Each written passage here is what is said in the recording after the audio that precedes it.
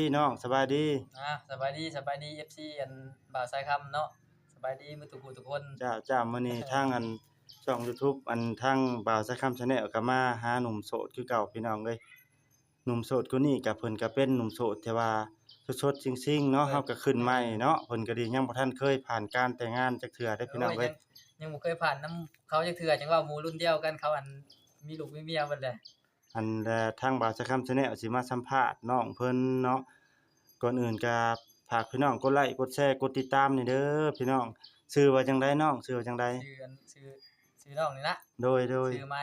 ไหมบ่าวไหมค่ำเนาะ แม่นไม้ อยู่หน้าศาลน่ะวะเนาะคือแม่เก่าเฮาอยู่น่ะวะบ้านนาชานเมืองจำปอนแขวงสะหวรรณเขตนี่แหละเอออันเมื่อก่อนน่ะเคยเข้าช่องอ้ายเด้อเทื่อหนึ่งเนาะช่องยูทูบแม่นอ้ายเลยเนาะเคยเข้าเทื่อหนึ่งเลยแต่ว่าแต่หันมาก็ยังบ่ทันเคยมีคนมาจิมาหยังบ่เนาะยังบ่ทันเพาะเนื้อคู่บ่ยังบ่เห็น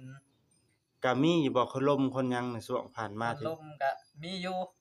ช่วงหลังๆนี่บ่แม่นมีอยู่แต่ว่าบ่ทันได้คบกันแบบจริงจังเลยบ่บ่แบบยังคุยไปคุยไปเบิ่งก่อนนะว่าเขาสิว่าจังใดเนาะ แต่ตอนนี้น่ะถือว่าเลิกกันเรียบร้อยเนาะแม่นบ่มี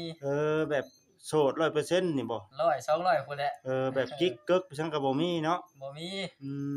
บ่มีกิ๊กม นะคันมีผู้สาวแล้วบ่อยากมีกิ๊กอีกบัดนี้ตอนนี้ปัจจุบันน้องอายุเท่าไรเนาะอายุ18ปี18ปีเนาะแม่น18ปี18ปีแล้วก็พ่อกับแม่น้องก็ยังคือเก่าอยู่บ่ยังเบิดสองปัจจุบันนี่น้องอยู่เรือนนำพ่อนำแม่บ่แม่นอยู่กับพ่อกับแม่กับเอื้อยอืมๆแต่กับยายอาชีพน้องก็ปัจจุบันนี่ก็เฮ็ดหยังแหน่น้องอาชีพคือช่วงนี้ก็พี่น้องสบายดีสบายดี FC อันบ่าวสายคำเนาะสบายดีหมื้อทุกผู้ทุกคน จ้ามื้อนี้ทางช่องยูทูบทางบ่าวสะค่ำ Channel ก็มาหาหนุ่มโสดคือเก่าพี่น้องเอ้ย หนุ่มโสดคนนี้ก็เพิ่นก็เป็นหนุ่มโสดที่ว่า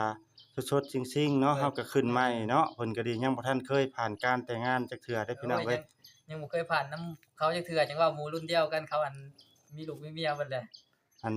ทางบ่าวสะค่ำ Channel สิมาสัมภาษณ์น้องเพิ่นเนาะก่อนอื่นก็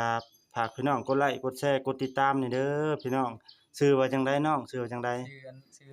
ชื่อน้องนี่นะโดยชื่อไม้ไหมบ่าวไหมค่ำเนาะแม่นไม้ อยู่หน้าศาลน่ะวะเนาะคือเก่าเฮาน่ะวะบ้านนาชานเมืองจำปอนแขวงสะหวรรณเขตนี่แหละเออเมื่อก่อนน่ะเคยเข้าช่องอ้ายเด้อเทื่อหนึ่งเนาะช่องยูทูบอ้ายเลยเนาะ เคยเข้าเทื่อหนึ่งเลยแต่ว่าแต่หันมาก็ยังบ่ทันเคยมีคนมาจิมาหยังบ่เนาะยังบ่ทันเพาะเนื้อคู่บ่ยังบ่เห็นก็มีอยู่บ่คนลมคนหยังในช่วงผ่านคมาที่นลมก็มีอยู่ช่วงหลังๆนี่บ่แม่นมีอยู่แต่ว่าบ่ทันได้คบกันแบบจริงจังเลยบ่บ่